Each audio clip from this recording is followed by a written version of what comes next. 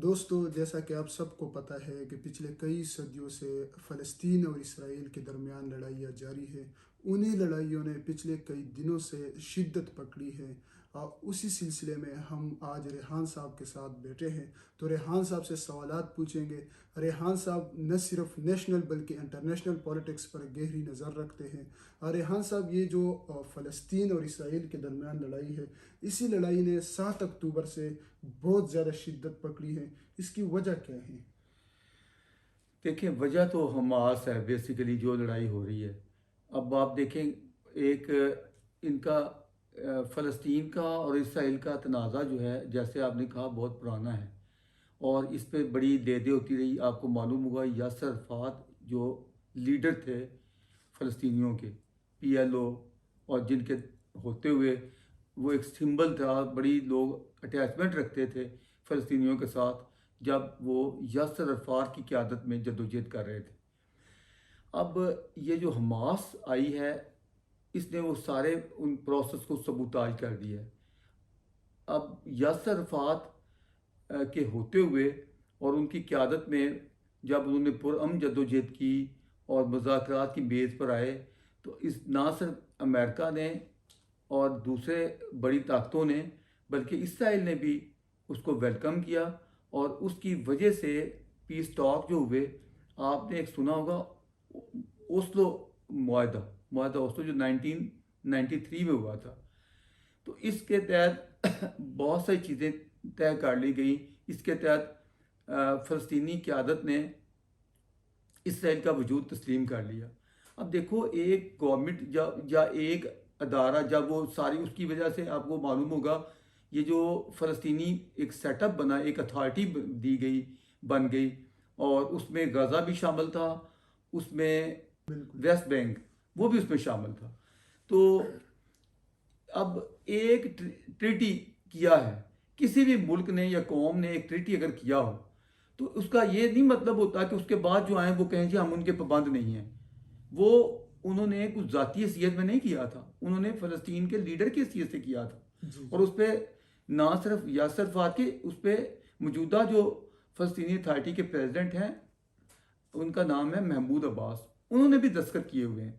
तो ये एक ट्रीटी जब डिसाइड हो गया था और उस पर सिग्नेचर हो गए थे, और इन्होंने इसराइल की सलामती को तस्लीम कर लिया था कि इसराइल को रहने का, जीने का हक हासिल है। और यह भी उसमें तय हो गया था कि हम इसराइल के ख़िलाफ़ कभी भी मुसल्लह हथियार नहीं उठाएंगे, कार्रवाई नहीं करेंगे, शब खून नहीं मारेंगे, हमले नहीं करेंगे।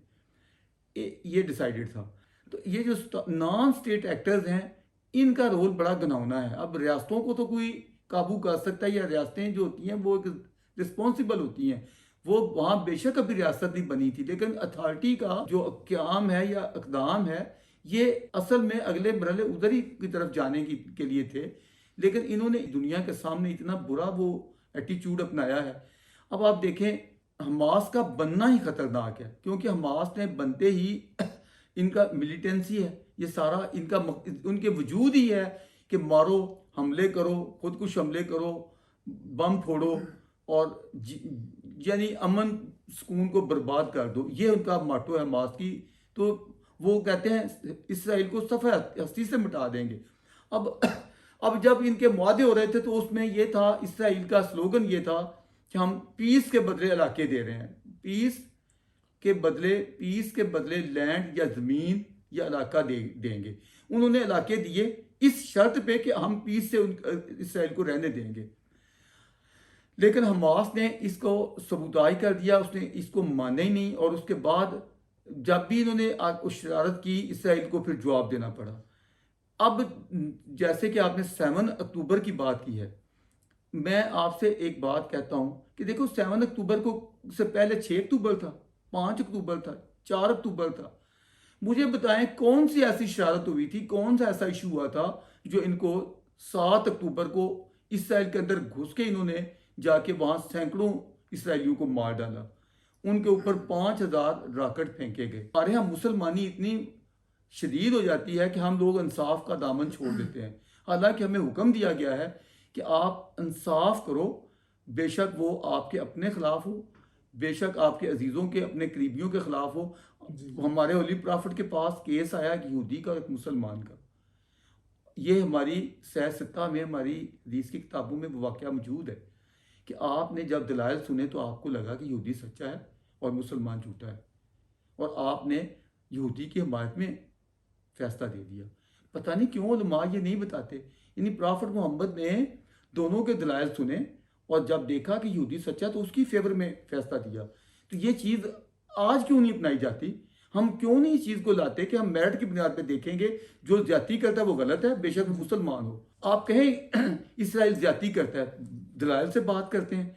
मैं पूछता हूँ कि 7 अक्टूबर को क्या उनकी वो हफ्ते का दिन था जिस दिन जूस के लिए वैसे हुक्म है कि वो काम नहीं करते? हफ्ते वाला दिन उनका जूस को काम काज ड्यूटियाँ करना, ये इससे उनका मजहबी अकीदे के लिहाज से देखा जाए। और फिर योम कपूर भी है, योम कपूर की भी तशरीह मैं कई दफ़ा कर चुका हूँ जी कि जी वो इस दिन कोई, यानी वो इबादत में दिन गुजारते हैं, इस तरह का वो दिन था। इन लोगों ने जो कुछ किया है वो सारा कुछ मीडिया में आ चुका है, आपने भी पढ़ा होगा। वहाँ जाके जो बच्चे कंसर्ट कर रहे थे म्यूज़िक का, उनके ऊपर भी सीधी गोलियां मार दी। जी क्यों भाई? क्या वो फौजी थे? ये जो आम शहरी होते हैं उनकी ज़िंदगी कीमती होती है। हम इस बात रोना रोते हैं जी इसराइल उन पे हमले कर रहा है। मैं पूछता हूँ, जब इन्होंने उनके शहरों पे अंधाधुंध वो रॉकेट फेंके थे, क्या उस वक्त इंसानी उनके इंसानी हकूक नहीं थे? क्या उस वक्त बेगुनाह इंसान नहीं मरे? क्या जब वो इन्होंने उनके कंसर्ट पे हमला करके जिस तरह बच्चे बच्चियों को मारा, उसकी हमारे यहाँ कितने लोगों ने मुखालफत में आवाज़ उठाई? कितने यहाँ जुलूस निकले? कितने जी लोगों ने कहा कि ये जुल्म हुआ है? यहाँ तो आपको मालूम होना चाहिए, आप खुद भी ज़रा मालूम कर लें लोगों से। यहाँ जश्न मनाया जा रहा था बहुत से मुल्कों में, बहुत सी जगहों पे, और एक दूसरे को मुबारकें दी, वाह जी वाह, इसराइल को जलील कर दिया इसराइल के अंदर जाके। लेकिन वेस्ट इसको 9/11 समझता है, ये जो कुछ 7 को अक्टूबर को हुआ है। तो ये जो कुछ आजकल खान साहब आप होता देख रहे हैं ना, ये दर हकीकत सारे का सारा इसकी जड़ें, इसका शाखसाना वो शरारत है। मुझे हैरत है, हम रद्द अमल पे कोई आता है जब रिएक्शनरी या जिसको सेल्फ डिफेंस में ये चीज़ आती है जो रद्द अमल होता है। असल चीज़ होती है एक्शन, कि किसने क्या एक्शन लिया था। आप मुझे बताएं, अगर तो उन्होंने एक्शन लिया होता तो मैं आज आपसे बढ़ के उसकी मजम्मत कर रहा होता। लेकिन एक्शन जब इन लोगों ने लिया जो अपने अथॉरिटी को भी नहीं मानते। उनकी क्यादत इस वक्त महमूद अब्बास सदर है ना फलस्तीनी अथॉरिटी जी की, जी क्या हमास उनके मुताबिक चल रहा है? महमूद अब्बास का कल सारी दुनिया ने सुना बयान, उसने कहा कि वो जो हमास है ये फलस्तीनियों की नुमाइंदा ही नहीं है। तो जब उनका अपना सदर कह रहा है वो नुमाइंदा नहीं है, वो तो एक मिलिटेंट ग्रुप है। तो ये सारी बात को ख़त्म करता हूँ, ये सारी उसी की वजह सब कुछ हुआ है जो शरारत की गई है। अब एक तगड़ा है, आप उसके घर में बारूद फेंकेंगे तो जब तगड़ा है तो ज़ाहिर है वो भी अगर शरारती कोई गरीब हो या माड़ा हो या कमज़ोर हो, वो जाके बारूद फेंक आता है। मैं आज किसी जगह कह रहा था कि GHQ में कोई गुजरते हुए बम फेंक आए तो क्या GHQ वाले उसका पीछा करेंगे या नहीं करेंगे? ऐसे ही होता है, यही कुछ हो। और रेहान साहब, जिस तरह आपने ये बात किया कि हमास का बनना ही गलत था, बिल्कुल तो गलत। जिस तरह अफगानिस्तान में तालिबान है, ठीक है, ये जो तालिबान है उनको लोग समझते हैं कि पूरे अफगानिस्तान के लोग उनको सपोर्ट कर रहे हैं, हालांकि इस तरह नहीं है। तो क्या हमास को पूरे फ़लस्तीन को लोग सपोर्ट कर रहे हैं?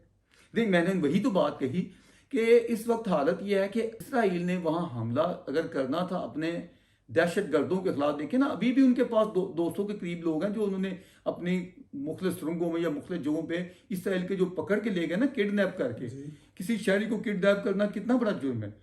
वो लेके गए हैं, बेगुनाह लोगों को लेके गए हैं, आम आवाम को किडनैप बना के ले गए हैं, और उसमें इसराइली नहीं है, यूरोप के और मुल्कों के कई शहरी हैं जो उन्होंने किडनैप किए हुए हैं।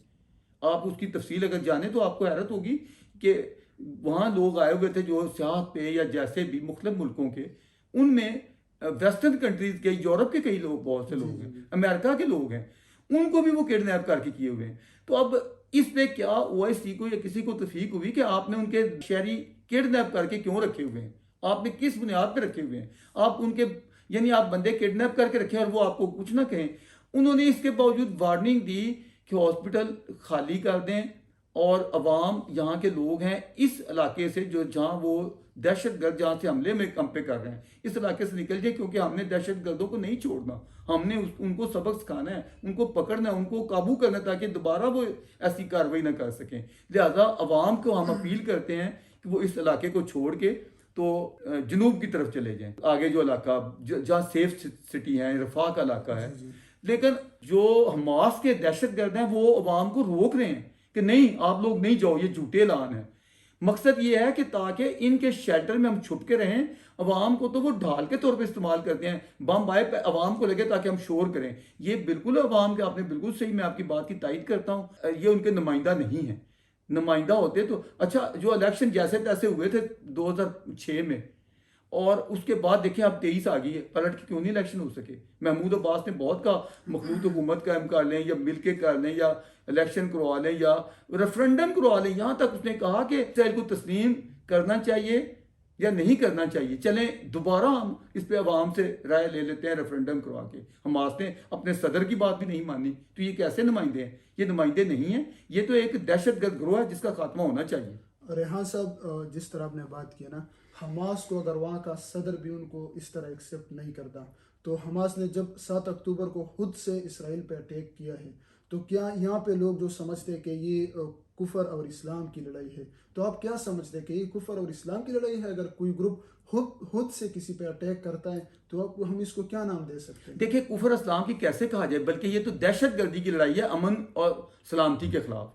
ये तो अमन के बमुकाबला दहशतगर्दी है। मैं इसराइल को कतन डिफेंड नहीं करूंगा, मैं कहूंगा कि इसराइल जो है ना, को जितना मर्जी को बुरा कहता है कह ले, तो जो मर्जी कहना चाहे कहे, मेरी बिला से मेरा क्या उससे वास्ता है। लेकिन मैं क्या करूं, मेरा ज़मीर मुझे कहता है कि मैं इंसाफ की बात करूं।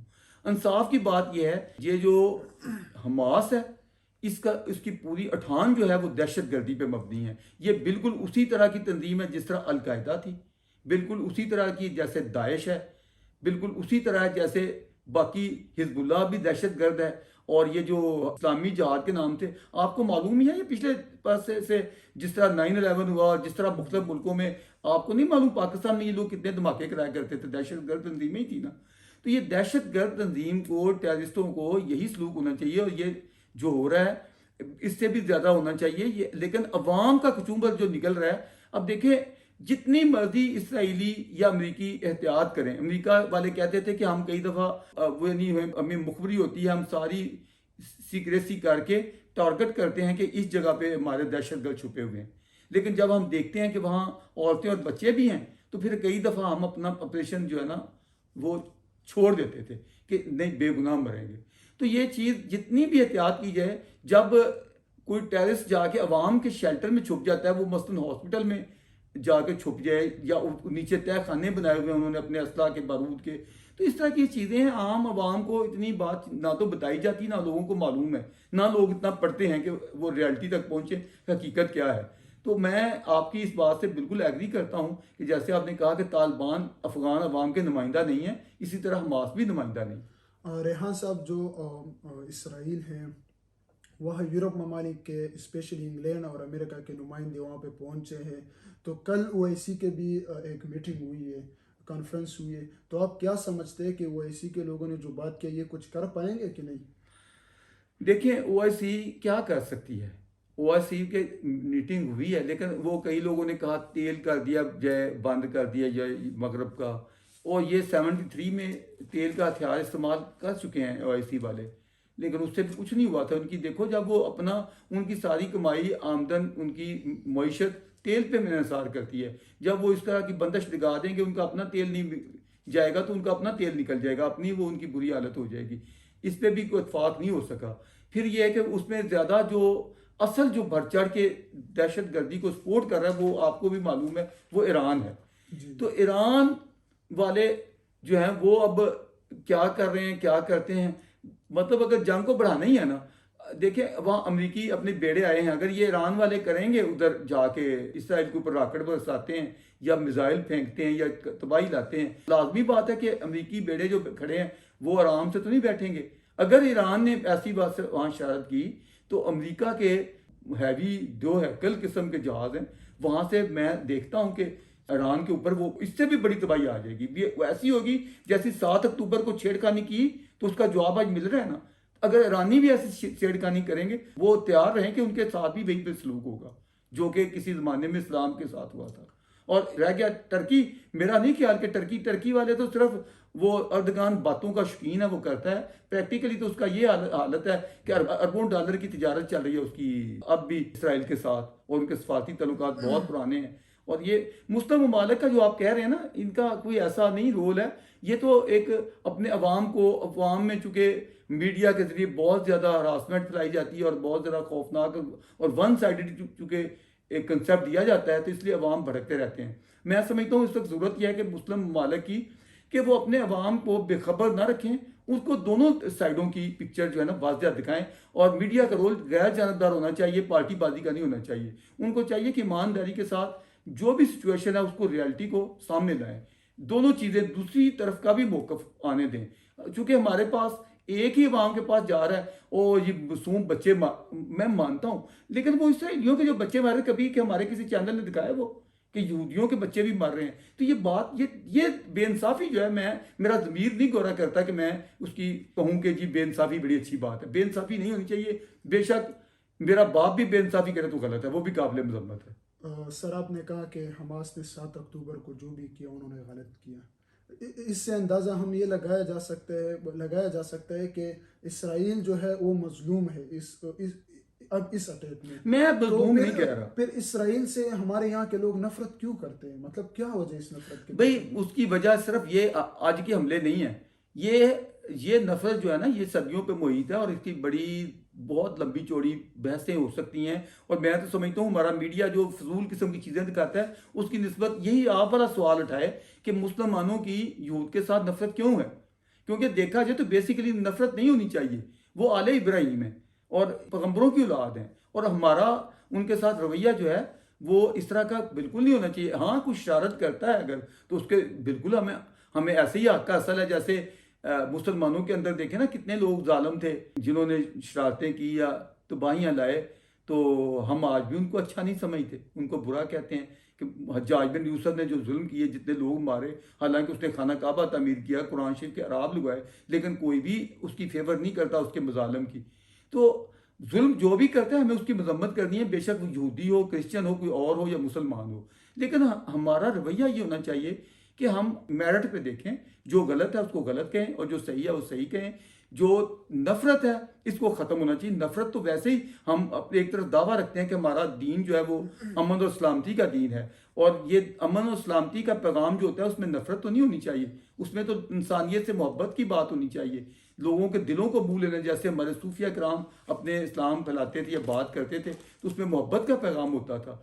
तो ये नफरत जो है ये क्यों है, ये तो बहुत लंबा सवाल है। मैं इन शॉर्ट यही कहूँगा कि जो जैसे भी है, इस नफरत को ख़त्म करने के लिए हमारे अंदर से आवाज़ें उठनी चाहिए, उधर से भी इधर से भी। सर, ये बैतुल मुक़द्दस क़िबला अव्वल जो है, बिल्कुल वो मुसलमानों के लिए बहुत ज़्यादा मुक़द्दस है। तो क्या ये इसराइलियों के लिए भी इतना मुक़द्दस है जितना मुसलमानों के लिए है? और आप इसका पस मंज़र क्या देखते हैं? देखें, ये बात भी बड़ी ज्यादती की है और बेइंसाफ़ी की है। मुसलमानों का उसके साथ ऐसा तल्लक नहीं है। वो मुकद्दस ज़रूर है पैगम्बरों की वजह से, पैगम्बर बनी इसराइल के ही थे जिनकी वजह से हम उसको मुकद्दस कहते हैं। अब ये तो ऐसे ही है जैसे आपके बुजुर्ग हों और मैं कहूँ कि वो आपके नहीं, वो मेरे हैं ज़बरदस्ती। ऐसा नहीं होना चाहिए। ये उन्हीं की बनाई हुई है। हैकले सुलेमानी हज़रत सैयदना सुलेमान पैगम्बर ने किया था, वो इसराइल के पैगम्बर थे। तो ये हमारा जो किबला है वो तो खाना काबा मक्का मुकरमा में है, और हमारा मदीना मुकद्दस है, वो हमारे पास है। हमारी हज जो है वो कोई जाके उधर सुलेमानी में नहीं होती है। हमारी हज जो है मक्के और मदीने शरीफ में होती है। लिहाजा उनके लिए जो है ना वो यरूशलेम वो ऐसे ही है जैसे हमारे लिए मक्का मुकरमा है, ये आप समझ लें। यानी जो अहमियत हम मुसलमान सऊदी अरब को समझते हैं, बिल्कुल उनके लिए वही अहमियत यरूशलेम की है। सर, जब भी हम कोई न्यूज़ देखते हैं इसराइल और फ़लस्तीन के बारे में, तो वहाँ पे हम देखते हैं कि इसराइल जितने भी अटैक्स करते हैं वो हॉस्पिटल्स के ऊपर करते हैं।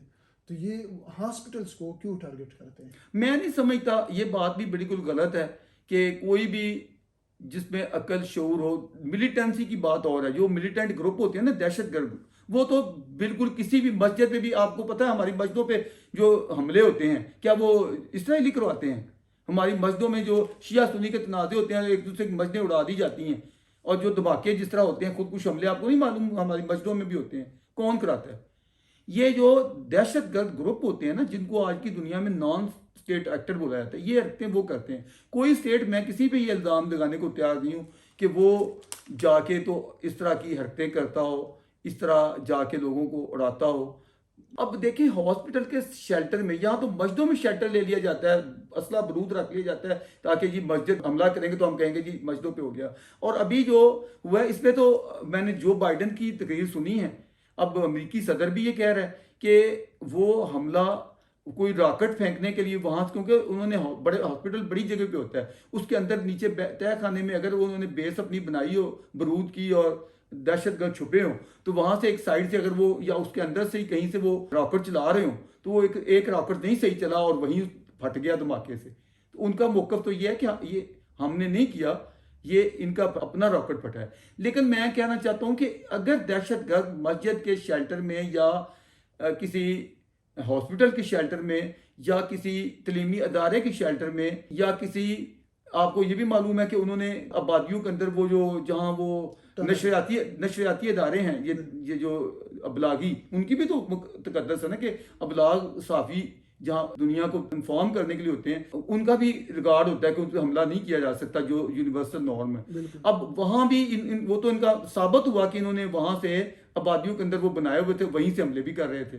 तो जो जब वो हमले हॉस्पिटल के अंदर से करेंगे या उसको यूज करेंगे, तो अब जब गोला आएगा तो उस जगह पे जहां से रॉकेट निकलता है उनकी आबादियों पे गिरने के लिए, तो अगर वो उधर फेंकेंगे तो उसमें तबाही आएगी या नहीं आएगी?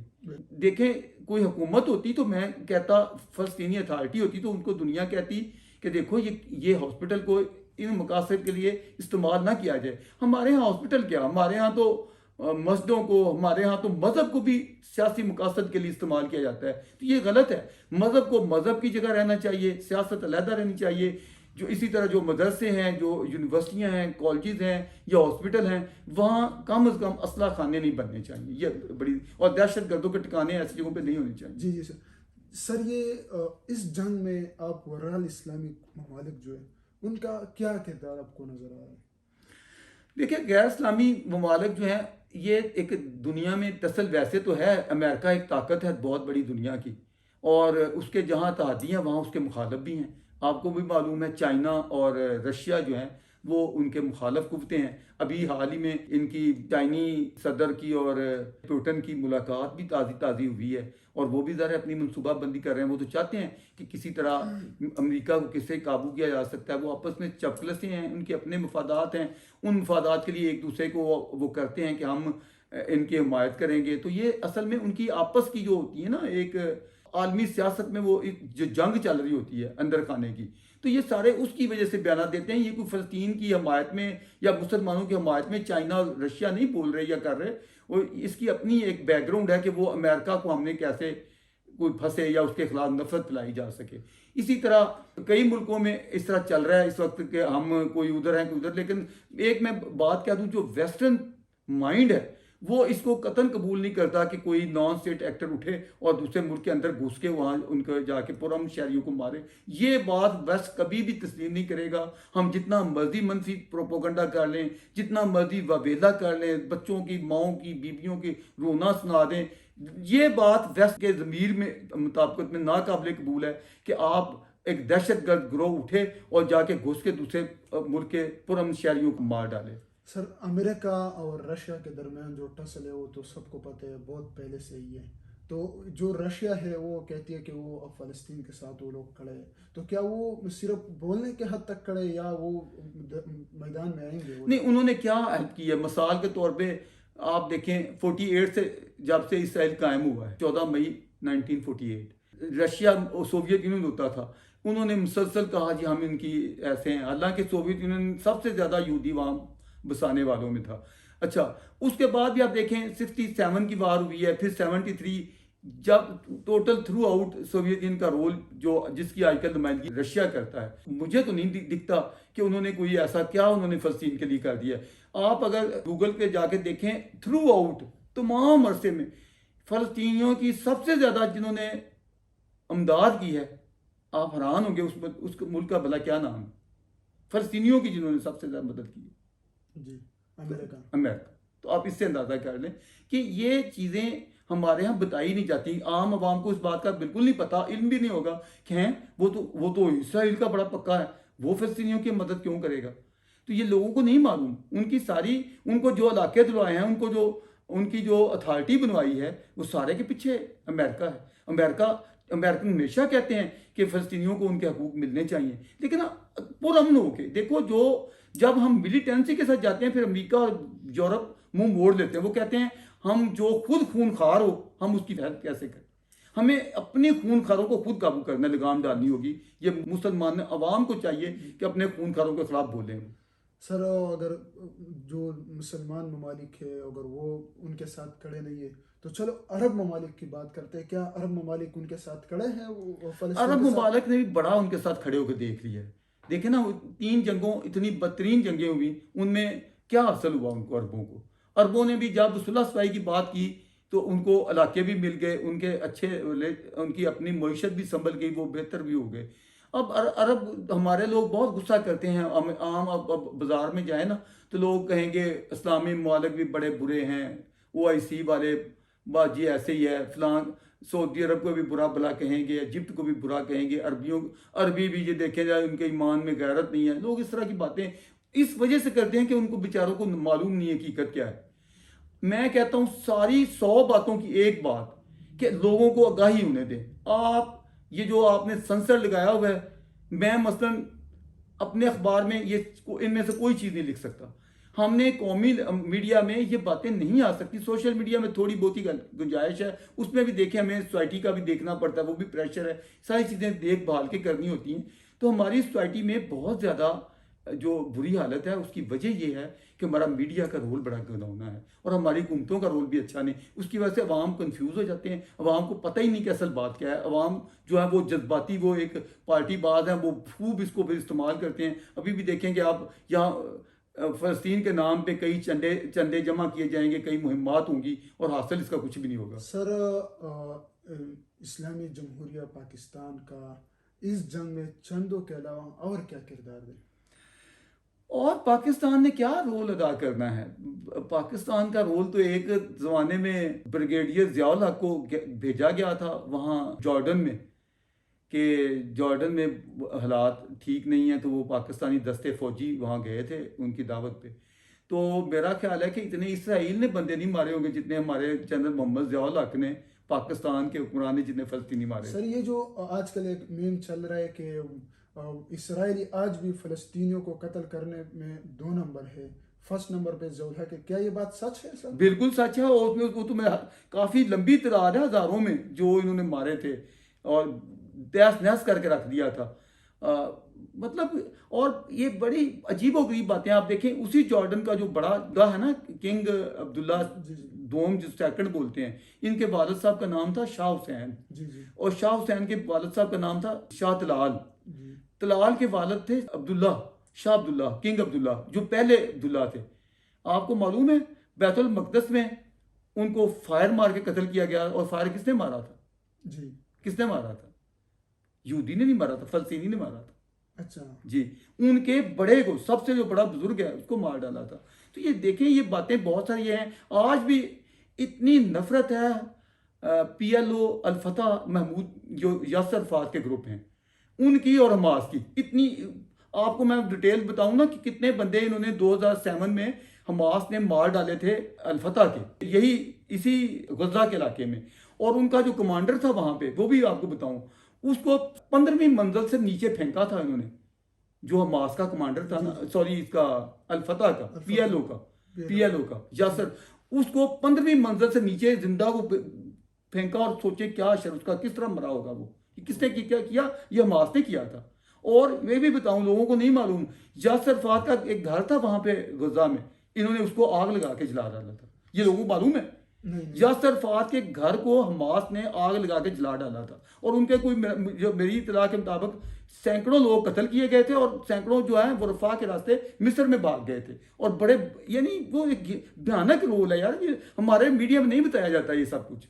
सर अगर हमास इतना सब कुछ कर सकता है तो आपको क्या लगता है ये फंडिंग उनको कोई कर रहे हैं या वो खुद क्यों नहीं, इतना फंडिंग जनरेट बहुत कर बड़ी फंडिंग है। ईरान पीछे बैठा है, ईरान आपको मालूम है अपने अवाम को भी कुचल रहा है। ईरानी अवाम दुआएं बद दुआएं झोलियां फैला फैला, वहाँ बच्चियों के साथ क्या सलूक हो रहा है ईरान में। मैं तो कहता हूँ इससे लाख दर्जे बेहतर था शाह ईरान। शाह ईरान के वक्त में एक ईरान की एक इज्जत थी, एक दुनिया में आलमी उसका एक फेस था, उसको मतलब ईरान एक एक बहुत चार्मिंग कंट्री गिना जाता था। इन लोगों ने ईरान का सत्यानाश का उसका चेहरा बिगाड़ के रख दिया, और इन लोगों ने सारी मिलिटेंसी और सारी मजबूत ने वो मिलजुल के नफरत उभारी और ग्रुप तैयार किए हुए हैं। हिजबुल्लाह क्या वहां कर रही है, वो लबनान के लिए बर्बादी का बायस बन रही है। सीरिया का क्या हशर कर डाला है, वहां ईरान बैठा हुआ है। तो बात यह है कि ये जो मुल्लाओं का जब मजहब का सियासी इस्तेमाल होता है तो यही कुछ होता है। ये मैं एक ही आपके जरिए कहना चाहूंगा पैगाम कि मजहब का सियासी इस्तेमाल बंद कर दिया जाए। अगर ये रोक दिया जाए तो बहुत से मसले हल हो जाएंगे। रेहान साहब एक लास्ट क्वेश्चन आपसे पूछूंगा कि ये जो लड़ाई हो रही है आपको नतीजा क्या नजर आ रहा है? नतीजा क्या नजर आ रहा है, मुझे तो इसमें अमन सलामती कोई नजर नहीं आ रही। अगर ये ईरान ने मजीद कार्रवाइयाँ करने की कोशिश की तो जंग का दायरा बहुत फैल जाएगा और बहुत ज़्यादा आगे तक चली जाएगी। और यहाँ आप देखेंगे कि ऐसे लावे उठेंगे आग के और बारूद के जो भड़केंगे। बाकी ये है कि जहाँ तक अमेरिका का तल्लक है और बिलखसूस इसराइल का, तो मैं नहीं समझता कि इसराइल अब हमास के साथ वहाँ रह सकेगा, या हमास रहेगी या इसराइल रहेगा। तो बात यह है कि ये उन्होंने इसको 9/11 अपने लिए समझा है। आपको मालूम है 9/11 के बाद अमेरिका ने मिडल ईस्ट की ईंट से ईंट बजा दी थी। अफगानिस्तान में जो कुछ उन्होंने, जब तक ठंड नहीं पड़ी जब तक वो बदले नहीं लिए कि हमारे बेगुनाहों को तुम लोगों ने मारा है, अब हम जिन लोगों ने मारा है हम उनको सबक सिखा देंगे। और वही सूरत यहाँ भी होने जा रही है। और मैं देखता हूँ कि ये जो हानियाँ हैं इसके साथ वो शेख अहमद यासीन वाला सलूक देख रहा हूँ मैं। और दूसरा ये देख रहा हूँ कि ये दहशत गर्दी जो है इसको रोके बगैर क्या वो अपने बच्चे फिर मरवाते रहेंगे। सब कुछ होते हुए अमन, देखो अमन, अगर अमन को नहीं चलने देंगे तो बदमाशी करेंगे, तो फिर बदमाशी का जवाब तो बदमाशी में आएगा। तो उसके लिए तैयार रहें। लिहाजा सारों को सोचना चाहिए कि पहल ना करे, जो पहल करता है मैं असल मुजरिम उसको समझता हूँ। यहाँ पार्टीशन जब हुई थी तो यहाँ भी मैंने जो तहकीक की, जिन लोगों ने पहल की थी बाद में वो मजलूम बन बैठते हैं। भाई पहले छेड़खानी क्यों करते हो? आप अगर कमजोर हैं, बाद में अपने मजलूमियत की लिबादा ओढ़ना होता है तो आप पहले ही छेड़खानी ना करें। तो छेड़खानियां करेंगे तो ये जवाब होगा। अब इस मामले पे बिल्कुल क्लियर है कि जितनी जंग भड़काएंगे उतनी तबाही आएगी, हासिल कुछ नहीं होगा। बाकी रह गया अरब कंट्रीज बहुत सीख चुके हैं। मेरा नहीं ख्याल कि अरब जो है वो इसको अपनी जंग बनाएंगे, या सऊदी अरब जो है इसमें छलांग लगाएगा। वो क्यों इस आग में चले? उन्होंने तो हमाकत नहीं की है। उन्होंने क्या, सऊदी अरब ने कहा था हमास को कि इसराइल के अंदर घुस जाओ और वहां उनके 1100 लोगों को मार डालो, या उनके ऊपर 5000 रॉकेट का बारूद फेंको। देख, अगर उन्होंने ईरान के कहने पे किया तो ईरान को भी इस बारे में सोचना चाहिए कि एक स्टेट की पॉलिसी इस तरह की नहीं होनी चाहिए। इसके नताइज बिल्कुल अच्छे नहीं निकलेंगे, सिवाय इसके कि फ़लस्तीनियों को, उनके साथ मुझे भी हमदर्दी है। फ़लस्तीनियों के दुख जो हैं वो हम सब के दुख हैं। और ठीक बात है कि अवाम खाम बेचारे जो रगड़े जा रहे हैं, हालांकि वो हमास से भी उतना ही तंग हैं जितना वो इसराइल से तंग है ना, उससे कहीं ज़्यादा वो हमास से तंग है। तो बहरहाल ये है कि फ्यूचर कोई इतना खूबसूरत नहीं देख रहा। फ्यूचर खूबसूरत तभी हो सकता है जब अमन सलामती की बात की जाएगी। रेहान साहब बहुत शुक्रिया, आपने अपने कीमती वक्त से हमारे लिए कुछ वक्त निकाला। जी थैंक यू।